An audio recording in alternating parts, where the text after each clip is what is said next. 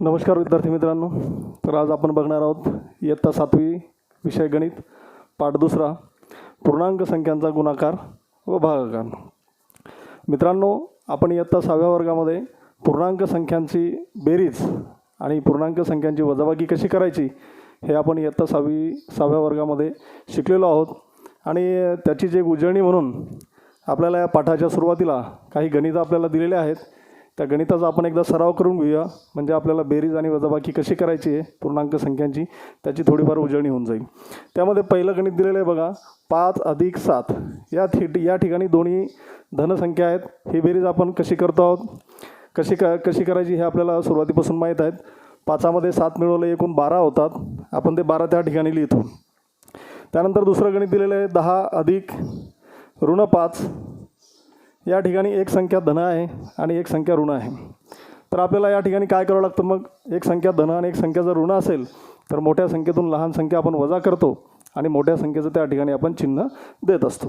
मग या ठिकाणी मोठी संख्या आहे 10, लहान संख्या आहे 5. 10मधून 5 गेले, उरले 5 आणि मोठ्या संख्येचं चिन्ह धनचिन्ह आहे म्हणून धन 5. परंतु धनचिन्ह हे नाही लिहिलं तरी चालतं. हे आपण मागच्या वर्षी शिकलेलो आहोत. त्यानंतर या ठिकाणी तिसरं गणित आहे ऋण 4 अधिक 3 बरोबर. आता या ठिकाणी सुद्धा एक संख्या ऋण आहे, एक संख्या धन आहे. मग या मोठ्या संख्येतून आपल्याला काय करावं लागेल, लहान संख्या वजा करावी लागेल. 4मधून 3 गेले, उरले 1 आणि या ठिकाणी मोठ्या संख्येचं चिन्ह ऋण आहे म्हणून या उदाहरणाचं या बेरजेचं उत्तर येईल ऋण 1. तर अशा प्रकारे या ठिकाणी आपल्याला सराव म्हणून काही गणितं दिलेले आहेत. ते गणित आपल्याला पूर्ण करायचे आहेत.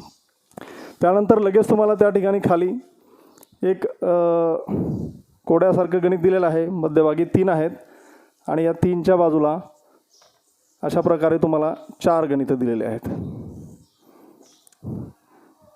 ऋण 6 अधिक रिकामा कंस. इकडे दिलेलं आहे आपल्याला एक परत गणित दिलेलं आहे. इथे एक 4 वजा रिकामा कंस. इकडे गणित दिलेलं आपल्याला 7 अधिक रिकामा कंस.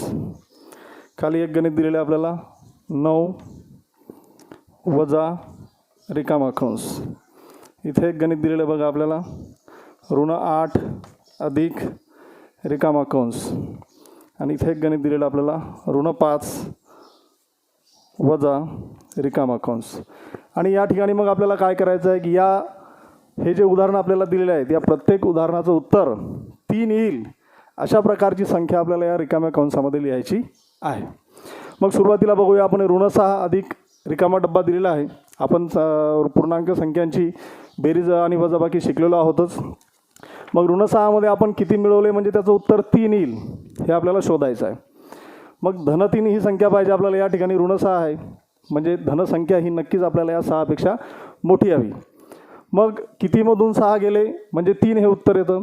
तर याचं आपल्याला माहीत आहे की 9मधून जर आपण 6 वजा केले तर उत्तर 3 येतं. मग या ठिकाणी एक संख्या ऋण आहे, एक संख्या धन आहे. मोठ्या संख्येतून आपण लहान संख्या वजा करणार. 9मधून 6 गेले 3 आणि मोठ्या संख्येचं चिन्ह धन म्हणून धन. तर अशा प्रकारे आपल्याला हे जे रिकामे कंस आहेत हे सगळे रिकामे कंस आपल्याला सोडवण्याचा प्रयत्न करायचा आहे. हे तुम्ही घरून सोडून आणायचे आहेत बाकीचे सर्व गणितं. आता आपल्याला शिकायचं आहे पूर्णांक संख्यांचा गुणाकार. आपण आता आपल्या मूळ मुद्द्यावर येऊया. आता पूर्णांक संख्यांचा गुणाकार करत असताना नेमके त्याचे काही नियम असतात. ते नियम आपल्याला शिकायचे आहेत. तुम्हाला या ठिकाणी बघा एक सारणी दिलेली आहे. या सारणीमध्ये आपल्याला ऋण 5चा पाढा सोडून दिलेला आहे आणि त्या ऋण 5च्या पाढ्यावरून आपल्याला ऋण 6 आणि ऋण 7चा पाढा तयार करायचा आहे. ऋण 5च्या पाढ्यामध्ये जसे गणितं त्यांनी आपल्याला सोडून दिलेले आहे तशाच प्रकारचे गणितं आपल्याला ऋण 6 आणि ऋण 7 या पाढ्यावरचे आपल्याला सोडवायचे आहेत. हे गणितं तुम्ही घरून करून आणायचे आहेत. आणि हे सगळे गणितं सोडून आणल्यानंतर तुम्हाला पूर्णांक संख्येच्या गुणाकाराच्या बाबतीत काही नियम या ठिकाणी मिळतात. गुणाकाराचे नियम, पूर्णांक संख्यांच्या गुणाकाराचे नियम. तर यामध्ये पहिला नियम आहे या ठिकाणी की 2 धनपूर्णांक संख्यांचा गुणाकार हा नेहमी धनपूर्णांकच येतो. म्हणजेच पहिला नियम या ठिकाणी काय आहे, धनसंख्या गुणेला दुसरी जर धनसंख्या असेल तर त्याचं जे उत्तर येणार आहे ते उत्तर येणार आहे धनसंख्या. त्यानंतर दुसरा नियम या ठिकाणी तयार होतो की जर एक संख्या धनसंख्या असेल आणि दुसरी संख्या जर ऋणसंख्या असेल तर त्या दोन संख्यांचा गुणाकार हा नेहमी ऋणसंख्या येतो. म्हणजे या ठिकाणी दुसरा नियम तयार होतो आपला बघा, धनसंख्या गुणेला ऋणसंख्या बरोबर ऋणसंख्या.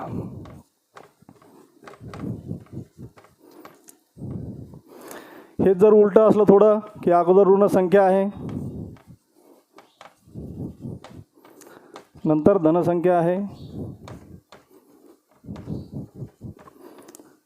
म्हणजे या ठिकाणी सुद्धा एक संख्या धन आहे एक संख्या ऋण आहे, म्हणून यांचं जे उत्तर येणार आहे हे काय येणार आहे, ऋणसंख्या. त्यानंतर तिसरा नियम या ठिकाणी आपल्याला मिळतो की जर दोन ऋणसंख्या असतील तर त्यांचा गुणाकार कशा प्रकारे येईल. तर दोन्ही जर ऋणसंख्या असतील तर त्यांचा गुणाकार हा नेहमी करता धनसंख्या येतो. म्हणजे ऋणसंख्या गुणेला जर ऋणसंख्याच असेल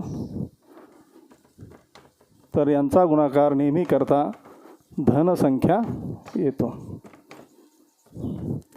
तर हे नियम चांगले पाठ करायचे, हे चांगले ध्यानात ठेवायचे, म्हणजे याच्यावरून तुम्हाला गुणाकाराचे कोणत्याही प्रकारचा जर गुणाकार तुम्हाला दिला तर तो गुणाकार तुम्हाला करता येईल. पहिला नियम आहे बघा एकदा परत रिपीट करतो. पहिला नियम आहे धनसंख्या गुणेला धनसंख्या जर असेल तर त्याचं उत्तर धनसंख्या येते. एक संख्या धनसंख्या असेल दुसरी संख्या जर ऋणसंख्या असेल तर त्यांचा गुणाकार हा नेहमी ऋणसंख्या येतो. तिसरा नियम आहे दोन्ही जर ऋणसंख्या असतील तर त्यांचा गुणाकार हा धनसंख्या येतो. तर या नियमावर आधारित आता आपण काही गुणाकाराचे गणित बघूया, म्हणजे तुम्हाला ते चांगल्या प्रकारे समजेल. यामध्ये आपण सराव संच 8 आहे, त्या सराव संच 8 मधलंच आपण पहिलं गणित घेऊया. ऋण 5 गुणेला ऋण 7. तर या ठिकाणी बघा दोन्ही संख्या ह्या ऋण आहेत, ही ऋण 5 आहे आणि ही ऋण 7 आहे. आपण आत्ता शिकलो की दोन्ही जर संख्या ऋणसंख्या असतील तर त्यांचा गुणाकार हा धनसंख्या येतो. म्हणजे या ठिकाणी सरळ सरळ गुणाकार करायचा, 5 7 35 आणि दोन्ही ऋणसंख्या असल्यामुळे याचं उत्तर येणार आहे धन. आणि धनचिन्ह लिहिलं तरी चालतं किंवा नाही लिहिलं तरी ठीक आहे. यातलंच आपण आता एक दुसरं गणित घेऊया की त्यामध्ये एक संख्या धन असेल आणि एक संख्या ऋण असेल. तर दुसरं गणित आहे या ठिकाणी ऋण 9 गुणेला धन 6. ऋण 9 गुणेला धन 6. तर या ठिकाणी बघा एक संख्या ऋण आहे एक संख्या धन आहे, मग यांचा सरळ सरळ गुणाकार करायचा, नमसक 54 आणि हे एक संख्या ऋण एक संख्या धन असल्यामुळे याचं उत्तर येणार आहे आपलं ऋणसंख्या. म्हणून ऋण 9 गुणेला धन 6 बरोबर उत्तर येणार ऋण 54. तर अशा प्रकारे आणि धनसंख्याचा गुणाकार तर आपल्याला माहीतच आहे. समजा 12 गुणेला 9 जर आपण केलं तर 12 9 108. जर दोन्ही संख्या जर धनसंख्या असतील तर त्याचं उत्तर धनसंख्याच येतं, हे आपल्याला चांगल्या प्रकारे माहिती आहे. तर अशा प्रकारे या गुणाकाराचे आपल्याला काही नियम आहेत, ते नियम आपण समजून घेतलेले आहेत आणि त्या नियमावर आधारित आपला सराव संच 8 आहे. तो सराव संच 8 आपण पूर्णपणे सोडून आणायचा आहे. त्यानंतर आपल्याला शिकायचं आहे आता भागाकार. पूर्णांक संख्यांचा भागाकार कशा प्रकारे करायचा. तर हे बघा विद्यार्थी मित्रांनो, भागाकार आणि पूर्णांक संख्याच्या गुणाकाराचे आणि भागाकाराचे नियम हे सारखेच आहेत. जसं आपण शिकलो गुणाकारामध्ये तेच नियम भागाकाराला सुद्धा लागू पडतात. फक्त या ठिकाणी भागाकारामध्ये एक फरक आहे, एक नियम आहे, तो म्हणजे अशा प्रकारचा की जेव्हा एका पूर्णांक संख्येला आपण दुसऱ्या कोणत्याही एखाद्या शून्येतर पूर्णांक संख्येनं, शून्येतर पूर्णांक संख्या म्हणजे काय की शून्य सोडून इतर कोणतीही संख्या, कारण कोणत्याही संख्येला आपण शून्यानं भाग देऊ शकत नाही, म्हणून शून्य सोडून म्हणजे शून्येतर पूर्णांक संख्या.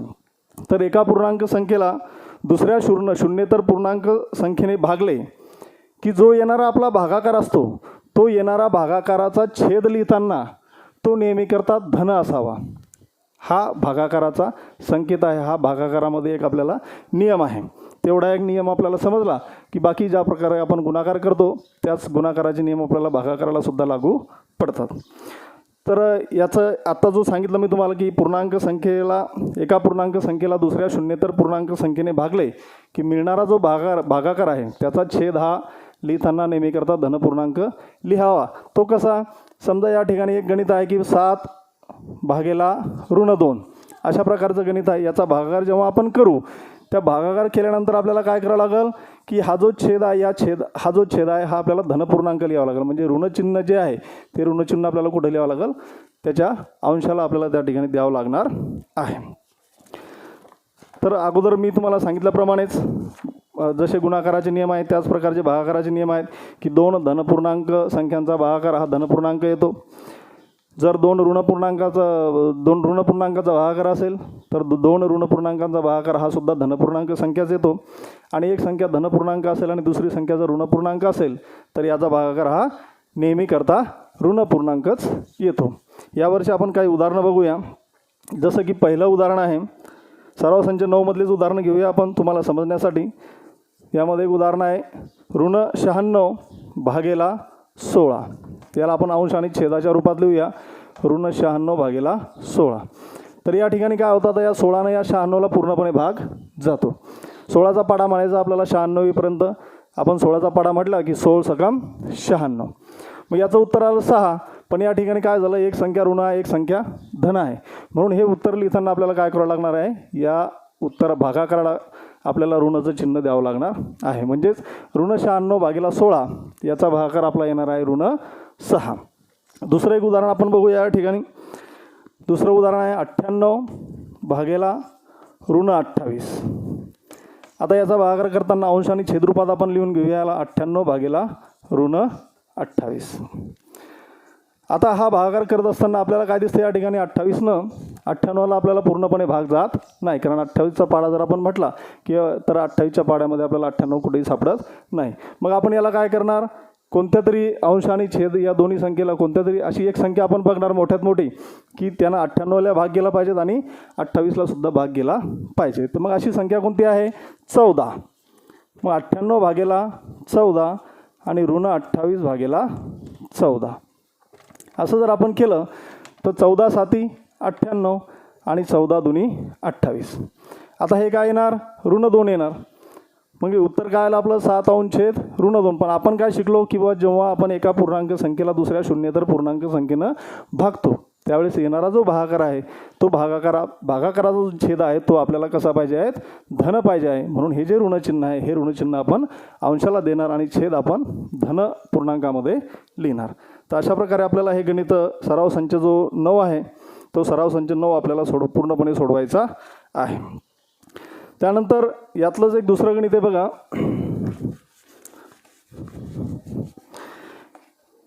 यातलं एक दुसरं गणित आहे की ज्याचं उत्तर 24 अंश छेद 5 येईल. ज्या उदाहरणाचं उत्तर भागाकाराचं उत्तर 24 अंश छेद 5 येईल. अशा प्रकारे आपल्याला काय करायचे आहेत, 3 भागाकाराचे गणित आपल्याला तयार करायचे आहेत. मग हे गणित आपण कसे करणार, हे गणित तयार करताना एकदम सोपी पद्धत तुम्हाला सांगतो मी. तुम्हाला काय करायचं, या अंशाला आणि या छेदाला काय करायचं आहे, तुम्हाला एका सारख्या संख्येनं गुणायचं आहे. उदाहरणार्थ आपण याला 2 न गुणूया. मग आपण याला 2 न गुणल्यानंतर काय तयार होईल, आपलं पहिलं गणित तयार होईल. समजा 24 दुनी 48 आणि याला सुद्धा आपण 2 न गुणणार, 5 दुनी 10. मग 48 भागेला 10 याचं उत्तर आपलं किती येणार, 24 अंश छेद 5 अशा प्रकारचं उत्तर येणार. यालाच आपण काय करणार, याला आपण आता हे दोन्ही धन धन याला आपण ऋण ऋण जरी लिहिलं आपण याला, समजा असं ऋण 24 भागेला ऋण 5, तर याचंही उत्तर आपल्याला काय मिळणार, 24 अंश छेद 5 मिळणार. तिसऱ्या प्रकारचं आपण उदाहरण या ठिकाणी तयार करू शकतो. आता याला आपण 2 न गुणलं तर याला आपण 3 न गुणू शकतो अंशाला छेदाला, किंवा 4 नाही गुणू शकतो, किंवा 5 नाही त्याला गुणून आपण एक उदाहरण तयार करू शकतो. उदाहरणार्थ आपण याला 5 न गुणूया आता अंशाला आणि छेदाला. 24 पंच 120 भागेला, आता जसं याला 5 न गुणला अंशाला तसं छेदाला सुद्धा 5 न गुणायचं आपल्याला. 5 5 25. मग या ठिकाणी 180 120 भागेला 25 याचं जे उत्तर येणार आहे आपलं सोडवल्यानंतर ते सुद्धा किती येणार आहे, 24 अंश छेद 5 अशा प्रकारचं उत्तर येणार आहे. तर हे गणित जे आहे हे गणितसुद्धा तुम्हाला आता घरी, मी तर तुम्हाला समजावून सांगितलंच, पण तुम्हाला घरी सोडवायचं आहे ते. त्यानंतर यातलं तिसरं गणित आहे बघा, ज्याचं उत्तर ऋण 5 अंश छेद 7 येईल. अशा प्रकारे आपल्याला पूर्णांकाचे 3 भागाकार तयार करायचे आहेत. जसं आपण दुसरं गणित बघितलं होतं तशाच प्रकारचं हे गणित आहे. फक्त या ठिकाणी एक संख्या आपल्याला ऋण घ्यावं लागणार आहे आणि एक संख्या आपल्याला धन घ्यावी लागणार आहे. आता हेच गणित आपण उलटही लिहू शकतो. उदाहरणार्थ 5 भागेला ऋण 7 असं जरी आपण या ठिकाणी लिहिलं तरी याचं जे येणारं उत्तर आहे ते किती येणार आहे आपलं, ऋण 5 अंश छेद 7. दुसरं गणित आपण या ठिकाणी करू शकतो, या अंशाला आणि छेदाला आपण सारख्या संख्येनं गुणू शकतो. उदाहरणार्थ याला आपण 3 जर गुणलं तर 5 त्रिक 15 म्हणजे ऋण 15 भागेला, आता याला जसं 3 गुणलं तसं याला आपण 3 गुणणार 7 त्रिक 21. याचा जो उत्तर येणार आहे ते सुद्धा किती येणार आहे, ऋण 5/7. तिसरं आपण गणित तयार करूया. याला आपण आता 6 गुणूया. आता या ठिकाणी 6 गुणताना आपण काय करूया, सुरुवातीची संख्या आपण धन घेऊया. 30 भागेला, आता ही संख्या आपण खालची ऋण घेऊया. इथं 6 गुणला आपण 5 सकट 6 पंच 30, याला सुद्धा साईन 7 42 म्हणजे ऋण 42. याचा सुद्धा जो भागाकार येणार आहे हा भागाकार येणार आहे आपला ऋण 5/7. तर अशा प्रकारे हे गणित आपल्याला सराव संचमधले गणित आपल्याला सोडवायचे आहे. त्यानंतर एक खाली तुम्हाला चित्र दिलेलं आहे बघा. यात हे या ठिकाणी एक तलाव दिलेला आहे आणि त्या तलावामध्ये वेगवेगळ्या प्रकारचे मासे दिलेले आहेत आणि त्या माशांच्या शरीरावर अंक लिहिलेले आहेत. तर त्यामध्ये काही धन आहेत, काही ऋण आहेत. आपल्याला काय करायचं आहे, त्यातले कोणतेही 2 मासे घ्यायचे, त्या माशाचे जे आकडे आहेत त्या जोड्या घ्यायच्या आहेत त्यांच्या, आणि त्या जोड्या घेऊन आपल्याला गुणाकाराचे आणि भागाकाराचे गणित उदाहरणं तयार करायचे आहेत आणि ते उदाहरणं आपल्याला सोडवायचे आहे. तर त्याचासुद्धा प्रयत्न तुम्ही घरी करा आणि नाही जमलं तर आपण उद्याच्या भागामध्ये आपण त्याचे कसं करायचं आहे गणित ते तुम्हाला मी समजावून सांगेन.